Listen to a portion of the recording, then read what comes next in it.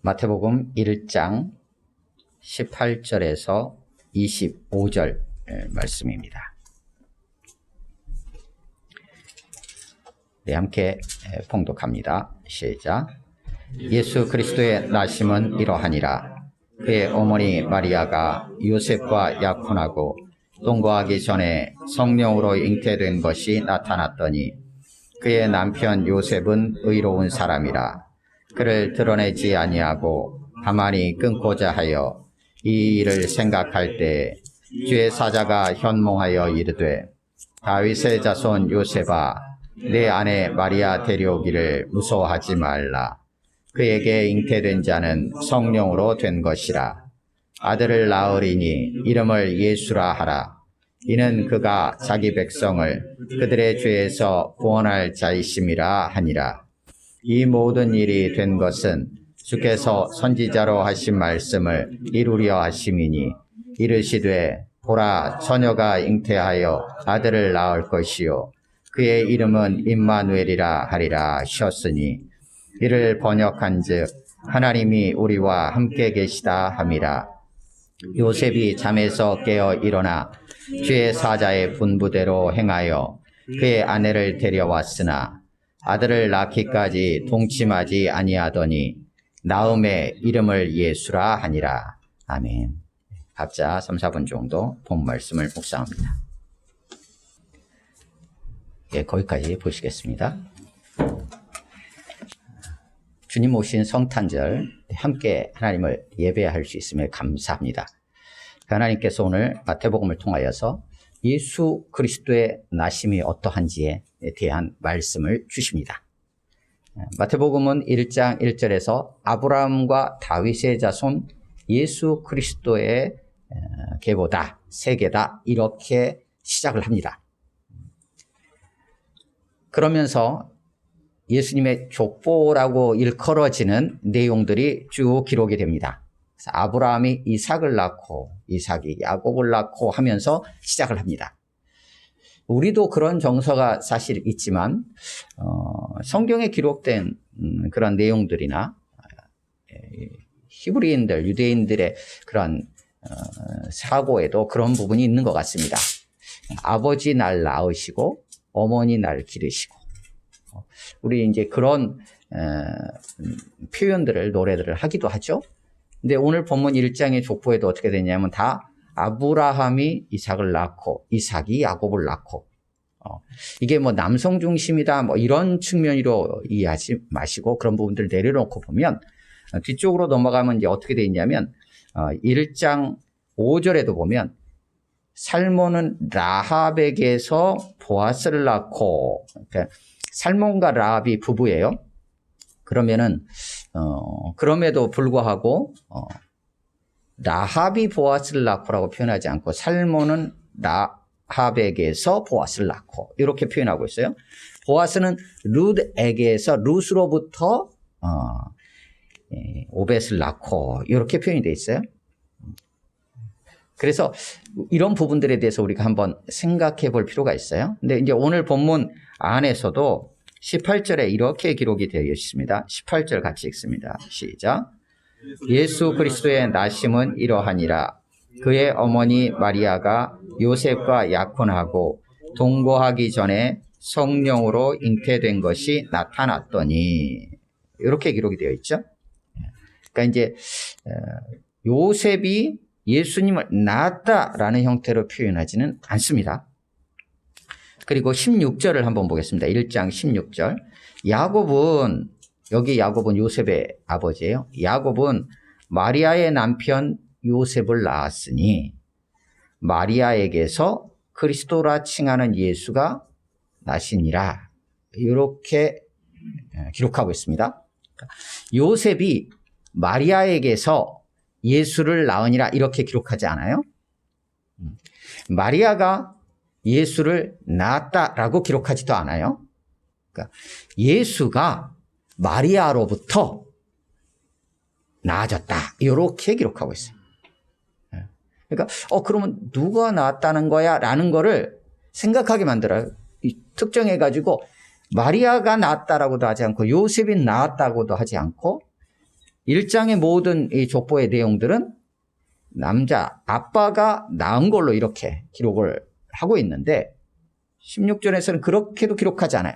그러면서 18절에서 성령으로 잉태된 것이구나. 그러니까 위로부터 난 거구나 라는 것들을 확인하게 돼요. 그래서 예수님은 분명히 이 땅에 아기로 인간으로 태어나셨지만 분명한 근원은 하나님에게서 오신 분이다라는 것을, 그런데 마리아를 통해서 이 땅에 인간으로 오셨다라는 것을 우리에게 분명하게 알려주고 있습니다. 성령으로 잉태되었다. 그럼에도 불구하고 앞에 족보를 통해서 예수님의 실제적인 당시 사회적인 어떤 출생의 어떤 뿌리, 또 그 사회가 인정하고 있는 그러한 테두리 안에서 법적인 어떤 뿌리들에 대한 부분은 요셉의 아들로 계속해서 자리매김이 돼요. 왜냐하면 인간으로 오셨으니까 사람이 갑자기 하늘에서 뚝 떨어질 수는 없는 거잖아요. 예수님도 그렇게 뚝 떨어진 것으로 기록하지 않아요. 부모가 없는 것으로 기록하지 않고 요셉과 마리아가 부모로 분명히 자라신 걸로 기록하고 있어요.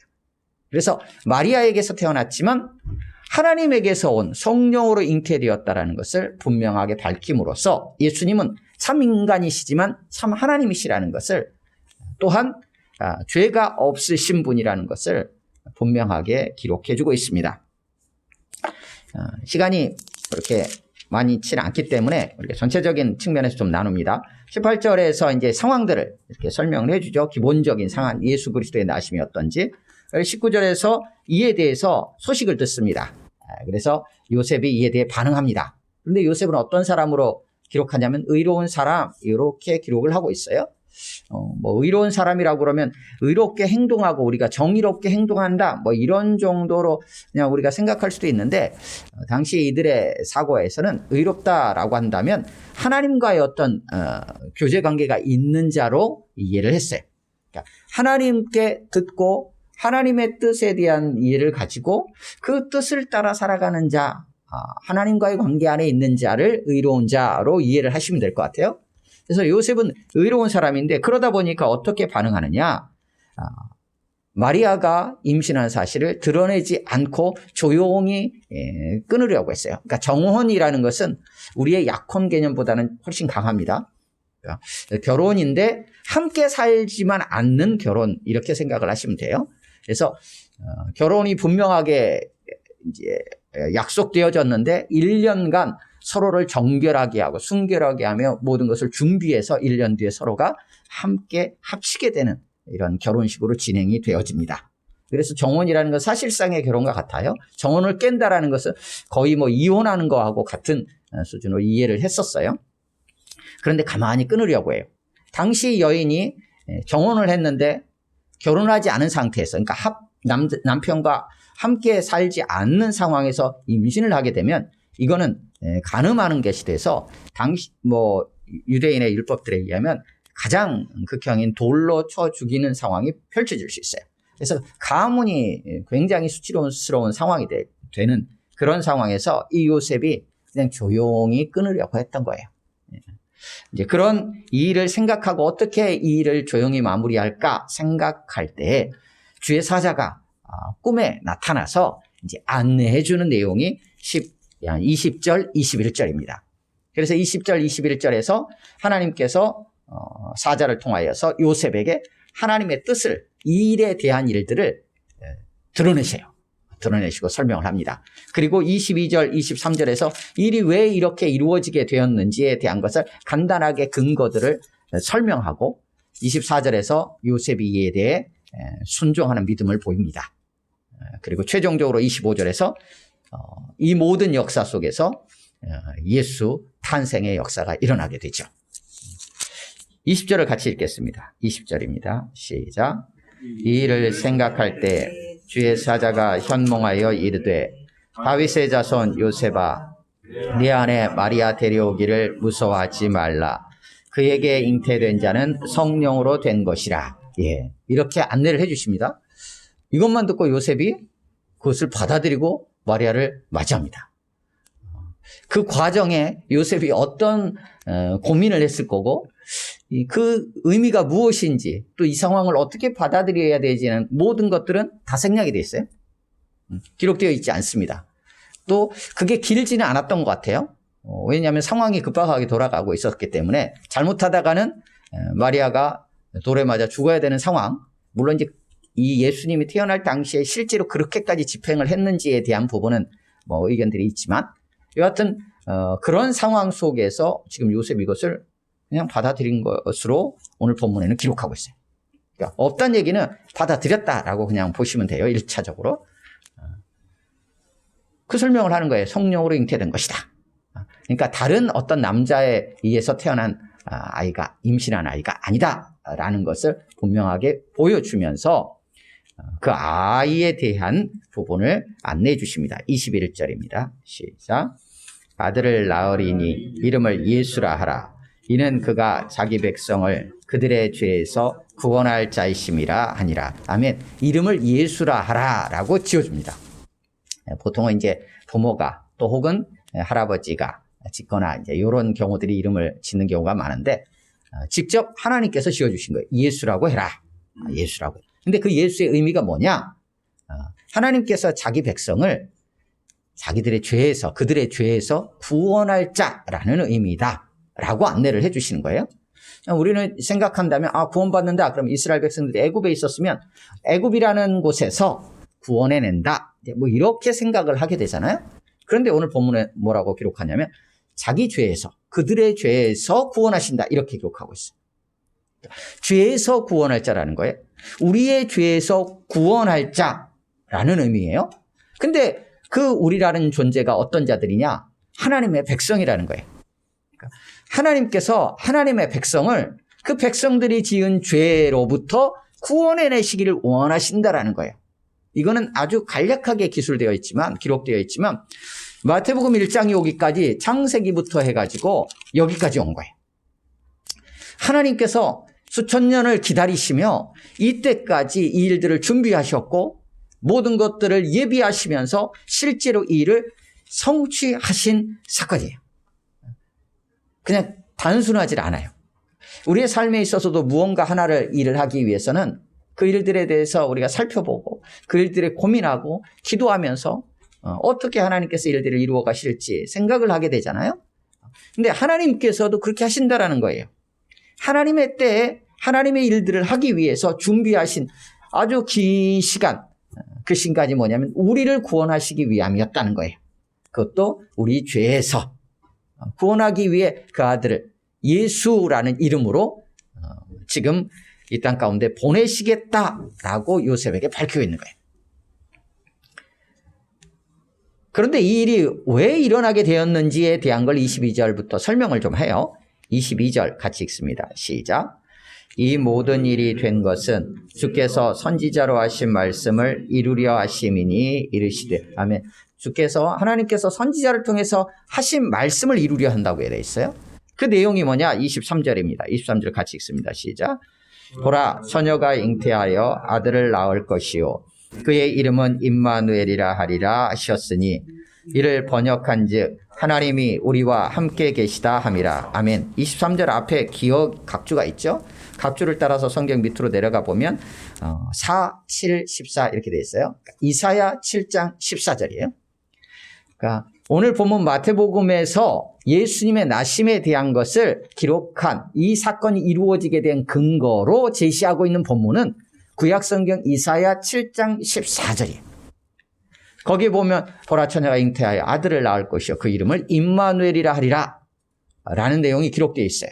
근데 사실 이사야 7장의 상황은 이스라엘이 남쪽의 유다와 북쪽의 이스라엘로 분열이 되어 있었어요.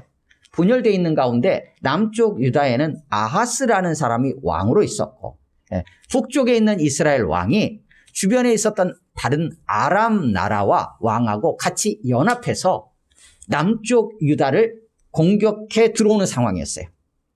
그 상황에서 남쪽 유다 왕 아하스가 이 상황에 대해서 어찌할 바를 모르니까 그때 선지자를 통하여서 이 유다 왕 아하스에게 주신 징조로 주신 내용이 뭐냐면 오늘 본문에 있는 23절이에요.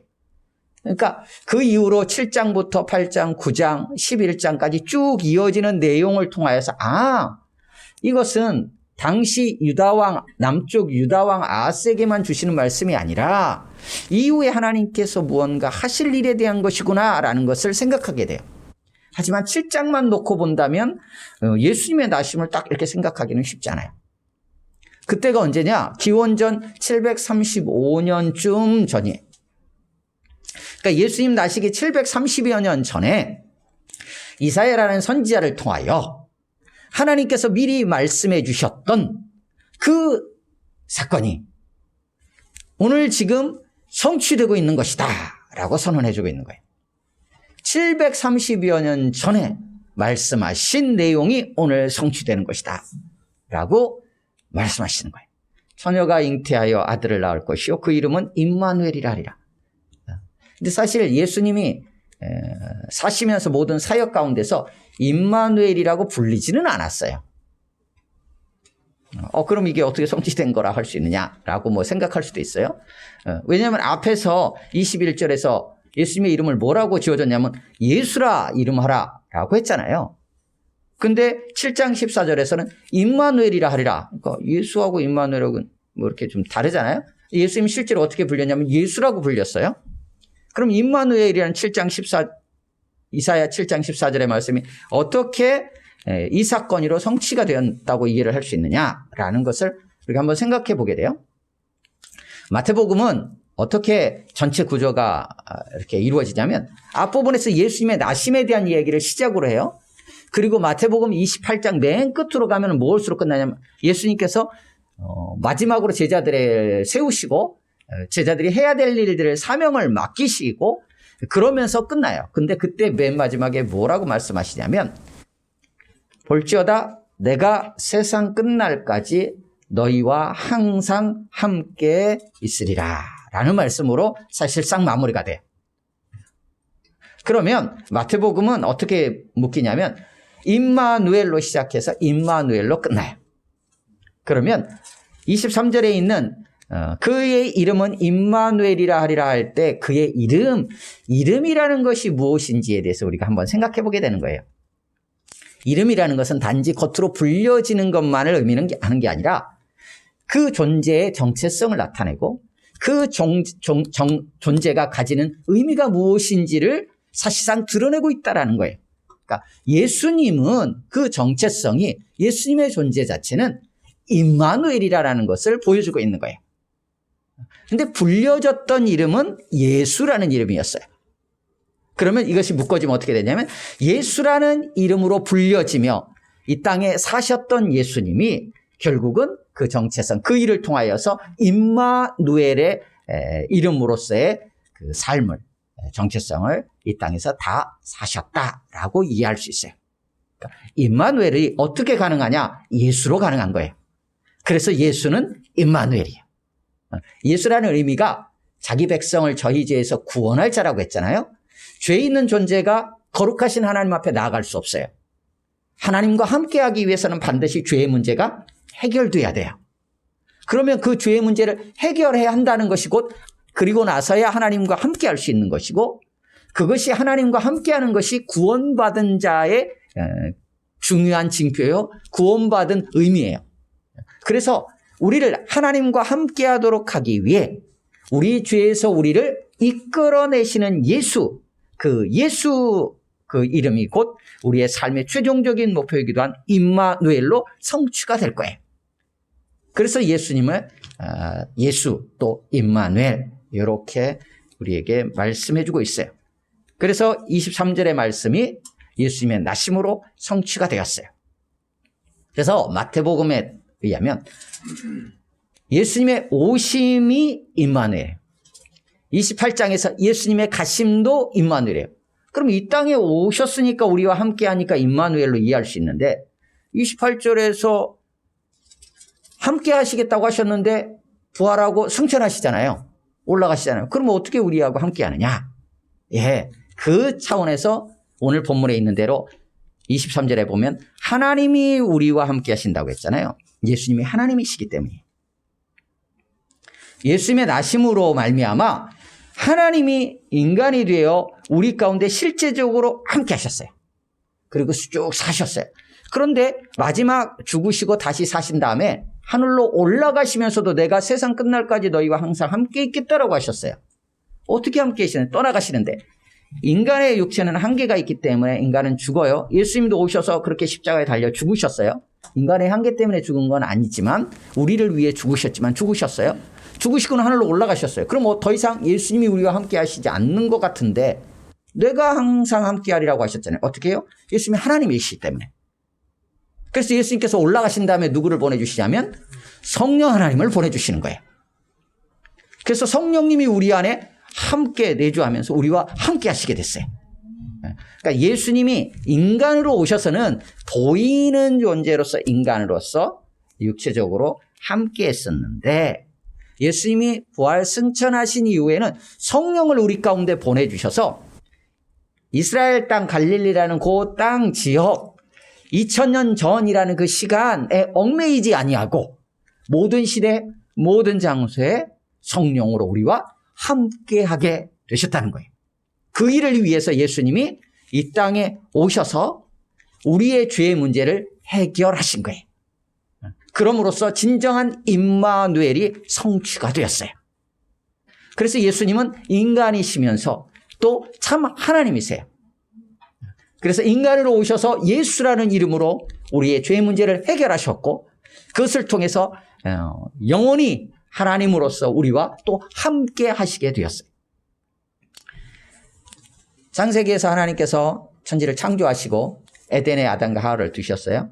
근데 아담과 하와가 하나님과 늘 함께 했나?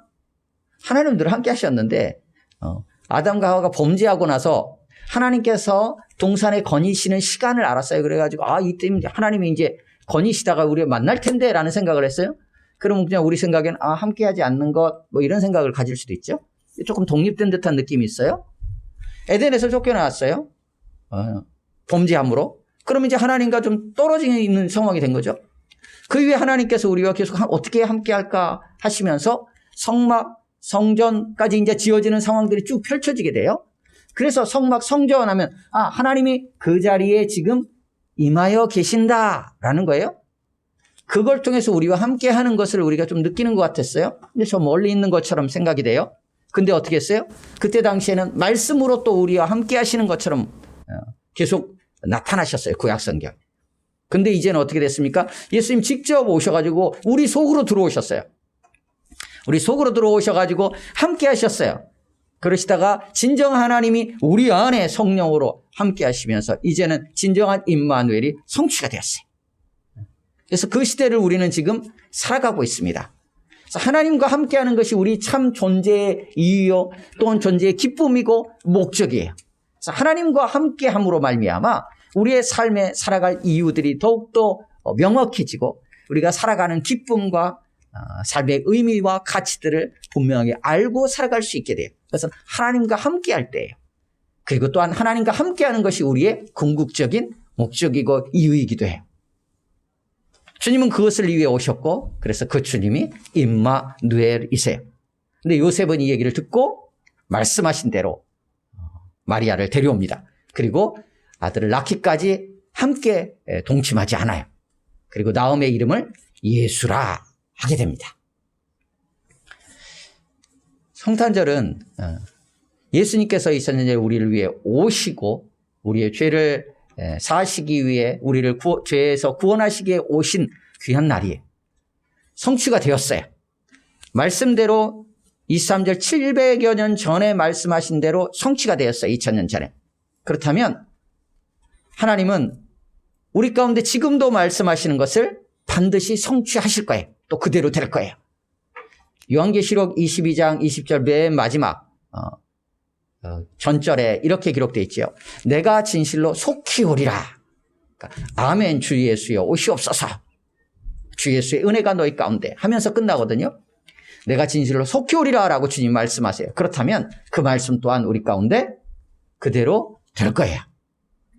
그래서 주님의 나심, 주님의 올라가심, 주님의 다시 오심 이 모든 부분들이 하나님의 말씀하신 대로 반드시 성취될 거예요. 그리고 하나님은 능히 그렇게 하실 수 있는 분이세요.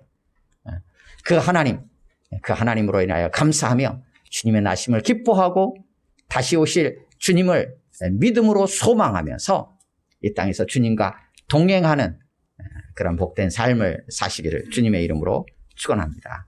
함께 기도하겠습니다. 이 시간 기도할 때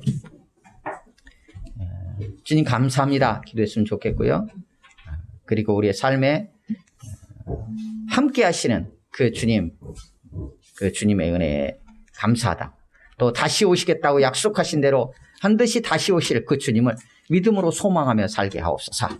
이렇게 기도했으면 좋겠고요. 이 기쁜 소식을 우리의 삶에 또 함께하는 이들과 같이 나눌 수 있는 그러한 믿음의 삶을 살아갈 수 있도록 도와달라고 여러분의 가정들을 축복하면서 1, 2분 정도 같이 기도합니다.